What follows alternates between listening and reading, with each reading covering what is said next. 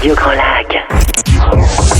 Vos émissions préférées, elles sont toutes sur Radio Grand Lac. La nature et vous, découvrir et s'émerveiller avec Sandrine sur Radio Grand Lac. Eh bien, bonjour chers auditeurs, ravi de vous retrouver pour cette deuxième émission de l'année, La nature et vous sur Radio Grand Lac. C'est un moment pour découvrir les bienfaits de la nature sur notre santé, ses mystères et ses interactions. Depuis la nuit des temps, la nature nous inspire et nous émerveille. Mais comment sommes-nous en interaction avec le vivant autour de nous ?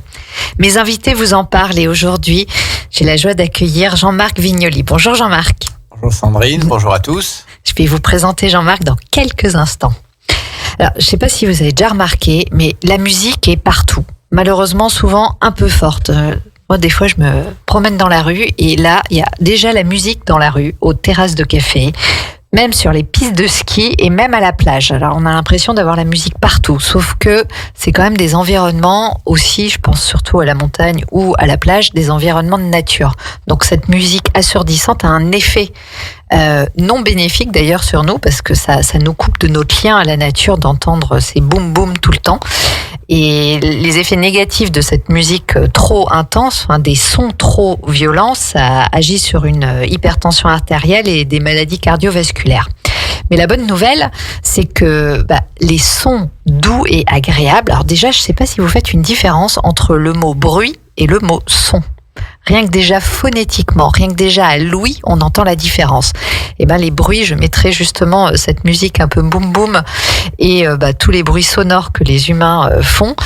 Je pense aux avions, aux hélicoptères, aux voitures, etc. Et justement les sons qu'on retrouve beaucoup plus, les sons de la nature ou des sons mélodieux, comme même de la musique classique, quelque chose de mélodieux. Et en fait, ces sons doux ont un impact sur notre organisme. Je ne sais pas si vous êtes déjà assis au bord d'un ruisseau, écoutez le son du ruisseau, les clapotis de l'eau, et en fait, ces sons-là diminuent le stress de 28%. Donc quand vous écoutez des sons de la nature, il y a justement tout votre système parasympathique qui va se mettre en route. Ça aide dans la récupération du stress et aussi dans la restauration de l'attention, ça au niveau des capacités cognitives. Et on dit même qu'il y a plein de recherches qui ont été faites, 2 minutes de silence par jour, au moins à partir de 2 minutes de silence, il y a un ralentissement de nos battements cardiaques et de notre pression artérielle. Alors, ça c'est pour les humains, en fait. Il y a vraiment un impact sur notre physiologie d'écouter des sons agréables et doux. Ça a même un impact sur comment drainer notre cerveau. Vous savez que notre cerveau, il utilise du glucose et il rejette de la protéine. Et il a besoin finalement d'être drainé. Et comment il peut être drainé ? C'est comme le système lymphatique, c'est grâce aux cellules gliales, donc le système lymphatique. Et ça se met en route à partir du moment où il y a un repos et du calme. Et ça, c'est pour les humains. Mais également, il y a tout le vivant qui est impacté par les sons, les animaux et la nature. Les végétaux. Par exemple, on a fait des études, le bourdonnement d'une abeille permet aux fleurs de produire au moins 20% de plus de nectar. Les vignes, ils ont fait dernièrement des recherches, les vignes, quand on leur passe de la musique douce, poussent beaucoup mieux, mûrissent plus vite, ont un raisin qui est beaucoup plus riche en goût et en polyphénol. Il y a moins d'insectes, donc du coup il y a moins de traitements. Donc en fait, ils ont appelé ça l'agriculture phonobiologique. Il y a les fréquences sonores aussi qui favorisent la croissance des plantes au niveau de la germination et des allongements des racines. Et il y a même, chose très étrange, une plante qu'on trouve en Asie du Sud-Est. On l'appelle la plante qui danse, la plante télégraphe, Desmodium gyrans pour son nom typique.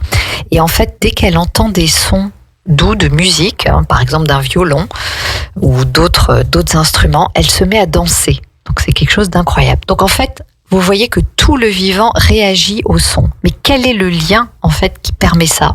C'est l'eau.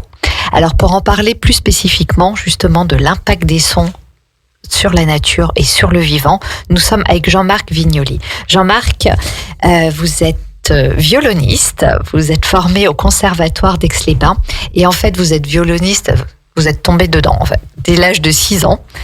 Donc ça a été vraiment votre parcours dès l'âge de 6 ans, musique, violon, mais bon, vos pas vous ont mené en tant qu'ingénieur dans l'industrie, et puis il y a une vingtaine d'années, il y a une crise de sens, et depuis, en fait, vous êtes revenu à votre premier amour, qui est le violon, mais plus spécialement dans la nature. Et déjà petit, vous alliez régulièrement dans un chalet dans les Bauges, donc vous aviez déjà un contact avec la nature.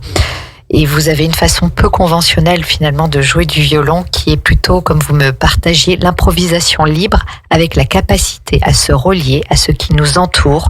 Et donc la première chose qui nous entoure, c'est la nature, je vous cite. Alors Jean-Marc, quel est c'est la toute première question que je pose à chacun de mes invités, quel est votre lien à la nature? Que représente la nature pour vous? La question peut paraître évidente et la réponse, elle l'est tout autant. C'est que c'est naturel, quoi. Une vie, pour moi, une vie sans la nature, je veux dire, ce n'est pas concevable, quoi. Donc,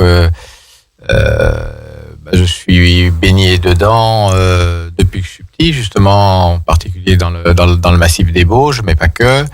Et pour moi, c'est tellement naturel que sans la nature, il n'y a pas de vie, et il n'y a pas de, même au niveau de ma vie intérieure, c'est naturel d'être dans la nature.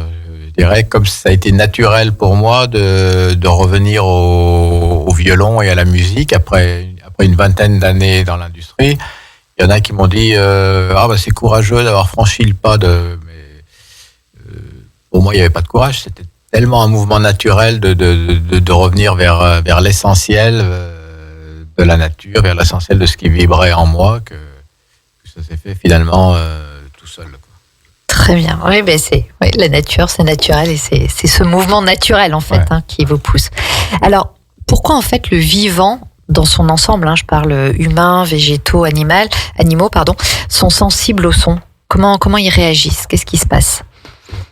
Après, je vais vous exprimer un petit peu ma compréhension, sachant que ma compréhension, c'est pas des choses que j'ai lues dans les livres, etc. Même si après je me suis documenté, mais c'est d'abord des choses que j'ai ressenties. Après, je me suis dit, tiens, ça c'est étrange.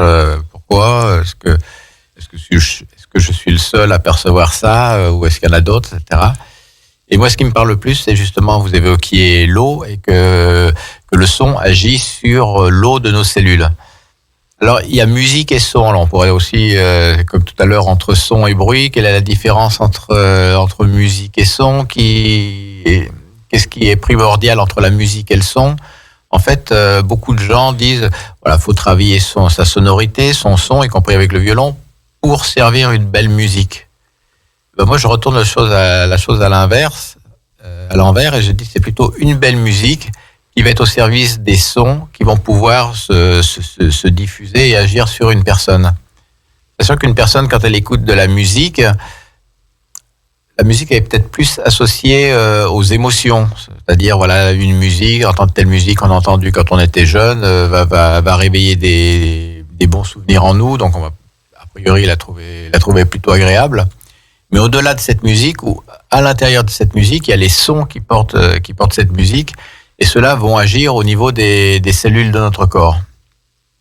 Et c'est là que qu'on peut bénéficier de toutes les vertus du son, ces vertus vibratoires, ces vertus harmonisantes qui peuvent aussi participer à une guérison, puisqu'il y a beaucoup de thérapies qui sont reconnues aujourd'hui, alors peut-être pas de façon officielle, mais en tout cas comme ayant un effet bénéfique pour la pleine santé, quoi, en fait. Et au niveau donc pour vous, ce serait l'impact au niveau grâce à l'eau, en fait, parce que l'eau est conductrice. L'eau, elle réagit aux fréquences sonores. Le son émet une vibration. Oui, alors après, on peut se rapprocher de travaux qui ont été menés par Masaru Emoto, qui a photographié de l'eau au moment de la congélation des cristaux, et qui a montré la différence qu'il y avait suivant le type de musique justement qui était diffusée, mais pas que aussi. Il avait mis de l'eau dans un cercle méditant tibétain, etc., où on voyait tout l'effet bénéfique aussi du silence, quoi. Justement, un silence, c'est le silence qui n'est pas une absence de bruit, finalement, mais qui est plus une attitude intérieure, une posture, quoi, en fait. Un silence habité, comme on pourrait dire, quoi. Et ces sons. Je veux dire, vraiment au niveau moléculaire, on peut suivre aussi les travaux de Jacques Benveniste, le professeur Montagnier aussi, qui a montré toutes ces structures de l'eau, la structure de l'eau organisée en clusters, etc. Et donc les sons qui vont réharmoniser tout ça, quoi. Oui, il y a des études aussi qui ont été faites par rapport justement les canons de Pachelbel qui agissaient au niveau des plantes et de leur aura. Alors, il y a des travaux. Alors il y a un savant français, Joël Sternheimer, qui a fait des études sur ce qu'il a appelé les protéodies et qui montre l'effet bénéfique des sons sur la croissance des végétaux, des plantes. Il y en a qui ont fait des études aussi sur, vous évoquez quelques exemples tout à l'heure, mais sur la production de lait par les vaches, par exemple. Sur des enceintes dans les étables, ils diffusaient du Mozart et il y avait un meilleur rendement au niveau du lait des vaches, quoi.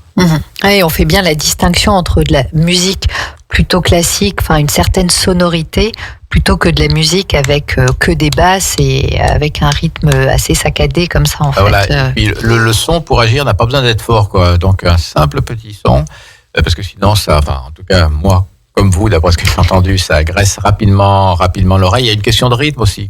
Une musique qui est sur un tempo de 60 pulsations par minute, globalement, ça correspond au rythme du cœur. Ça va avoir tendance à l'apaiser. Alors toutes les musiques qui sont faites pour exciter, ou dynamiser, on peut le dire, même si on va employer le terme positif de dynamiser, mais dans des soirées, etc. C'est tout mis sur des pulsations de 80-90, donc ça fait de toute façon accélérer le cœur, donc ça met en situation de stress, quoi. Et on parle aussi de la fréquence, des fréquences de musique, en fait. Oui, alors 332, 432 en fait. 432, 429,6 qui est la fréquence de l'eau. Ouais. Alors j'en ai beaucoup entendu parler. Moi, ma compréhension, c'est que la musique, enfin les sons agissent plus par le rapport des fréquences d'une par rapport à l'autre, soit de deux sons qu'on joue en simultané, soit d'un son par rapport au précédent. Et c'est ça qui agit le plus sur sur notre biologie, quoi. Enfin, sur notre corps, quoi.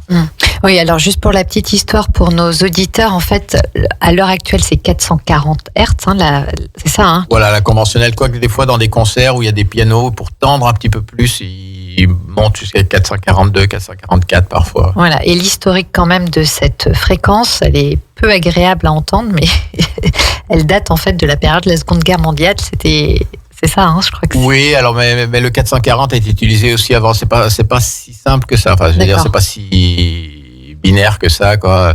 Il y a eu différentes fréquences qui ont été utilisées à différents moments de l'histoire. Mozart, par exemple, pour son Requiem, l'a composé pour le La en 417 Hz. Après, il y a aussi le fait que, par exemple, sur un violon, si on accorde le violon en 432 par rapport à 440, c'est un petit peu plus bas. Les cordes vont être un petit peu moins tendues. Donc, il va y avoir moins d'harmoniques générées. Donc, peut-être un son qui va être moins stimulant, mais plus ressourçant, plus nourrissant, quoi. Donc, il y a cette dimension-là aussi, quoi. D'accord, oui, parce que et dernièrement, il y a eu d'autres recherches sur le son de l'eau qui est le 429,6 très exactement.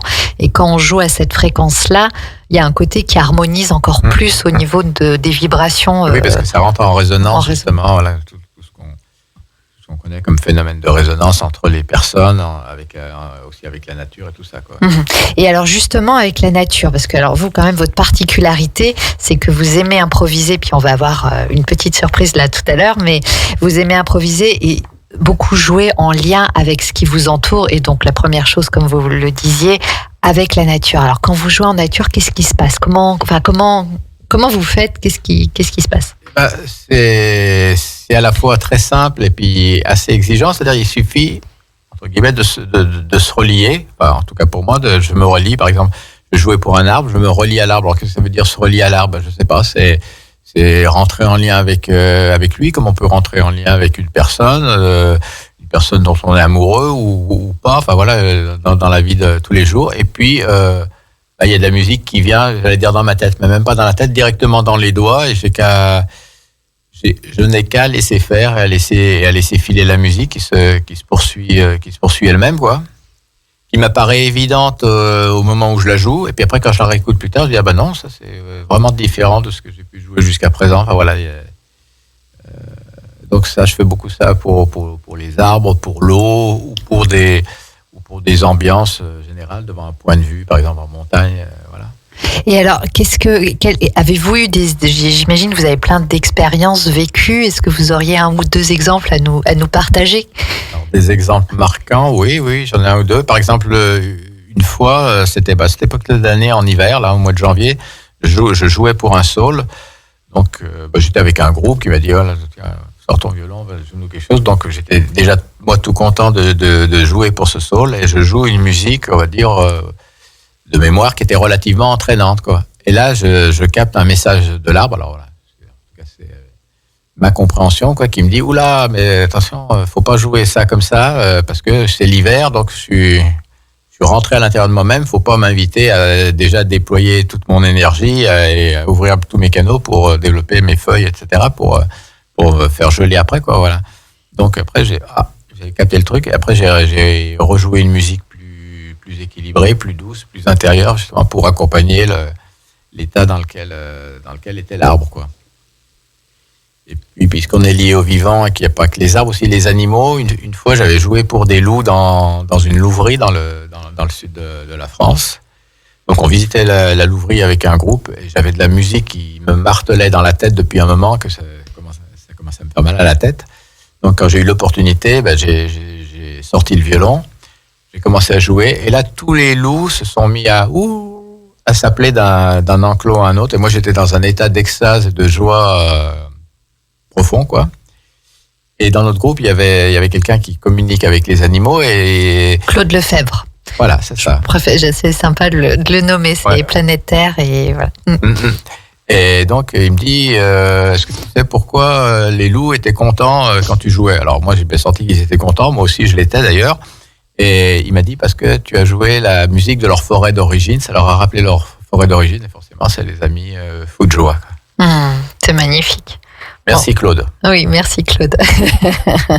Oui, il se passe des choses incroyables dès qu'on se met en lien avec la musique et avec le vivant en général, quoi, en fait. Alors, vous allez nous en faire profiter. D'accord. Alors, donc on va partir, chers auditeurs, on va partir pour justement. Jean-Marc va nous jouer un petit moment de violon. Alors pour que ça soit vraiment pertinent, c'est bien si je me relie à quelque chose. Donc c'est bien s'il y a une intention. Alors je sais pas, qu'est-ce que vous suggéreriez comme intention par rapport à ce qu'on vient d'évoquer ou ce qui vous a marqué là peut-être dans ce premier quart d'heure ou qu'est-ce qui moi je vais jouer en lien avec le massif des Bauges que j'adore et puisque c'est là que j'ai eu mes inspirations musicales mais aussi de changement de vie. En fait, quand je suis passé de l'industrie à la musique, cette improvisation libre que vous avez évoquée au début, j'ai joué pour remercier ce territoire des Bauges. Très bien, c'est parti. Donc le temps que Jean-Marc pose ses oreillettes et prenne son magnifique violon, puis on va en savoir plus tout à l'heure face de ce très très très beau violon.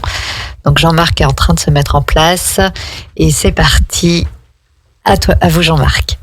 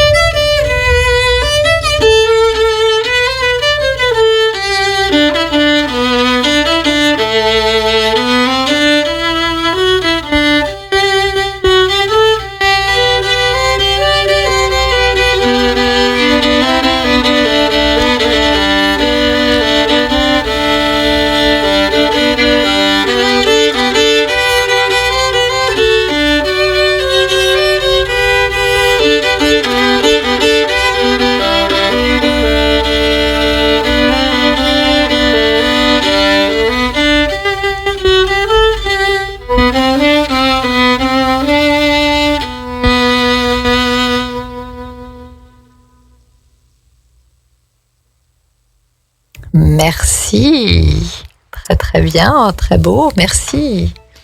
Voilà, on vient d'écouter donc Jean-Marc Vignoli, qui est l'invité de cette émission La Nature et vous, les bienfaits de la musique et des sons justement sur le vivant en général, autant sur les plantes que sur les humains, que sur les animaux.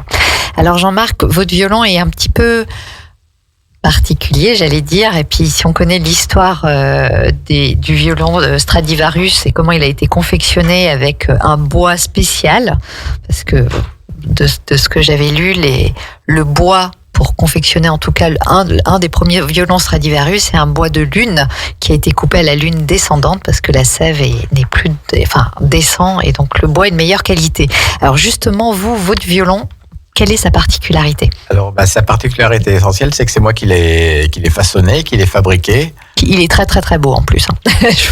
À partir de bois, effectivement, on va dire trié sur le volet. C'est tout. Il y a un métier, par exemple, c'est cueilleur d'arbres, quoi. C'est un autre nom bien joli pour dire bûcheron, quoi, en fait. Et c'est sélectionner les arbres qui vont aller résonner, qui vont sonner pour le bois de lutherie, quoi, en fait. Que ce soit les épicéas. On va pas faire long, mais les épicéas pour la table et puis l'érable pour toutes les autres pièces qui sonnent le fond et les éclisses, quoi, en fait. D'accord. Et c'est bien ça, on prend, parce que les bois coupés à lune descendante ont une meilleure résistance, oui, alors, et puis parce que le bois est vivant, il va évoluer au fur et à mesure de sa vie, en fait. Voilà, faut surtout pas aussi qu'il fende après, donc ouais. c'est des bois qu'on poussait très régulièrement avec plutôt lentement, donc plutôt dans des régions de montagne, pas trop sur des versants en pente, parce que sinon l'arbre il compense les efforts et il va pas être régulier. Enfin, c'est tout aussi un savoir-faire pour reconnaître ces arbres. Et moi, j'ai pas été jusqu'à couper l'arbre, hein, mais j'ai récupéré les bois déjà prêts à être utilisés, quoi. D'accord. Merci de votre partage. Et alors, Là, donc, on parlait de la musique dans la nature et de ses bienfaits, et voilà, et comment vous le viviez, vous le transmettiez. Mais vous intervenez également dans des EHPAD et auprès des enfants. Donc, quel est l'impact de la musique? Parce maintenant, on sait que ça a un réel impact. Je pense déjà au niveau pour les personnes âgées. Qu'est-ce que vous avez pu observer? Comment ça se met en pratique? Alors, pour les personnes âgées, je joue effectivement en EHPAD et voilà, alors les vertus du son, pour elles, c'est des vertus harmonisantes. Déjà, ça leur fait du bien par le son. Et puis aussi au niveau cognitif, pour les personnes qui ont des troubles déjà de mémoire, comme Alzheimer, etc. Voilà, des Alzheimer ou apparentés. La musique, visiblement, touche d'autres parties du cerveau qui leur permet d'accéder à leurs souvenirs. Donc, une personne... je joue des fois dans les maisons de retraite pour les anniversaires, ou des choses comme ça, sous forme de concert. Mais moi, ce que je préfère, c'est aller jouer directement à la rencontre des résidents sur leur lieu de vie, et puis parfois donc dans leur chambre, pour ceux qui se déplacent plus, voir qu'ils sont en fin de vie, quoi. Et ce qui me touche, c'est que généralement, je suis accompagné par un membre du personnel, soit une infirmière, soit l'animatrice. Et alors moi, quand je vois les résidents, ils réagissent comme ils réagissent, mais comme je les connais pas, je peux pas comparer à d'habitude. Mais souvent, j'entends dire deux personnes du personnel qui discutent entre elles, qui disent « Ah, tu as vu Madame Untel, c'est la première fois que je la vois sourire depuis 6 mois, ou c'est la première fois qu'elle dit quelque chose depuis 6 mois, ou qu'elle bouge la main. » Enfin voilà, il y a des choses qui sont, il y a des moments qui sont vraiment touchants, quoi, et qui montrent que vraiment ça les amène toujours un petit peu plus loin que l'état qu'elles manifestent au quotidien, quoi. Ouais, c'est un impact sur la mémoire autobiographique, donc il y a des souvenirs très anciens de ce que j'avais lu, qui reviennent en fait. Parce que c'est vrai que des fois, quand on écoute, il n'y a pas besoin d'être une personne âgée pour ça, hein. Des fois, on réentend une note de musique quelque chose et ça nous replonge. C'est la Madeleine de Proust musicale, quoi. Voilà, c'est ça. Ouais. Et vous avez eu des expériences les personnes âgées elles-mêmes qui vous témoignaient quelque chose ou? Ah oui, récemment dans une maison de retraite, là, j'ai peut-être le truc le plus, la rencontre la plus touchante, parce que la personne était face à moi, debout, visiblement avec un Alzheimer déjà un petit peu avancé, quoi. Elle s'est mise à bouger sur la musique, et je sentais qu'elle vivait la musique, elle vibrait la musique. Et c'était une musique improvisée. Elle accompagnait ça avec des mouvements comme si pourtant elle n'était pas danseuse, parce que je me suis renseigné après, mais comme si elle accompagnait la musique, elle exprimait la musique. J'ai jamais vu une personne qui vibrait autant, si je peux dire, si je peux employer ce mot-là pour ça, qui vibrait autant la musique et les sons que je faisais avec mon violon, quoi. Waouh, c'est beau. Une autre fois, j'ai joué pour un monsieur qui était un nouveau résident, donc personne ne connaissait, même dans l'établissement. Enfin, il savait pas encore son parcours, etc. Puis il était visiblement touché. Puis à un moment, il me dit qu'il a joué du violon. Alors bon, je commence à comprendre, voilà. Puis après, il me dit qu'il a son violon dans la chambre, mais qu'il peut plus en jouer. Donc on est allé dans sa chambre, j'ai pris son violon et je lui ai joué sur son propre violon à lui, quoi. Donc forcément, ça l'a beaucoup ému, quoi. Et c'est une chouette rencontre aussi, ouais.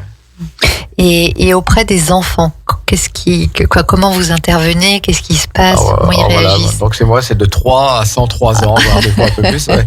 Alors les enfants, moi, ce que je fais des séjours dans la nature, là, avec des collègues et amis et accompagnateurs en montagne. On fait des séjours musique en nature sur le village, au village du Pontet en Savoie, là, dans la vallée des Huiles. Et c'est des moments magiques. Et je dirais que moi, ce que je préfère encore, c'est les petits enfants parce qu'ils sont moins formatés que les grands. Alors déjà, parfois à 3 ans, je les surprends un petit peu. Voilà, pour la première approche dans la forêt, je me cache derrière un arbre et puis ils arrivent avec l'accompagnateur et ils entendent déjà au loin le son de la musique. Alors ils sont là, les yeux grands ouverts. Je joue. Alors généralement, ils sont hyper respectueux, le silence, quoi. Et quand j'arrête de jouer, 1 fois sur 2, mais pas tellement les petites maternelles, mais déjà à partir ils commencent à applaudir, quoi. Alors je dis, non. Je les invite justement à laisser le silence, la musique se prolonger dans le silence, parce que, comme disait l'autre, le silence après du Mozart, c'est encore du Mozart. Et pour montrer que, en fait, ils sont formatés tout de suite, quoi. Et justement, le propos de ces classes musique et nature, c'est de leur inviter à quelque chose de plus sensoriel, d'être plus dans l'écoute, dans l'intériorité. Et plus ils sont petits, et ben, plus ils sont ouverts à ce genre de démarche, et plus ça leur apporte, quoi, en fait. Donc, s'ils pouvaient garder longtemps cet état de disponibilité et d'écoute intérieure. Oui, parce que c'est vrai que quand on est à un concert et que tout le monde applaudit après, je pense surtout à des concerts plus harmoniques, classiques, et que les gens tout de suite applaudissent derrière, ça coupe parce que la vibration, elle continue en fait. Voilà, pour moi, ça casse tout l'effet de la musique. Je vois pas les géométries, mais bon, on associe beaucoup de personnes associent la musique aux géométries. J'ai l'impression que la musique, elle va construire une géométrie, etc. Tout ça se construit, et puis que comme un petit château de cartes,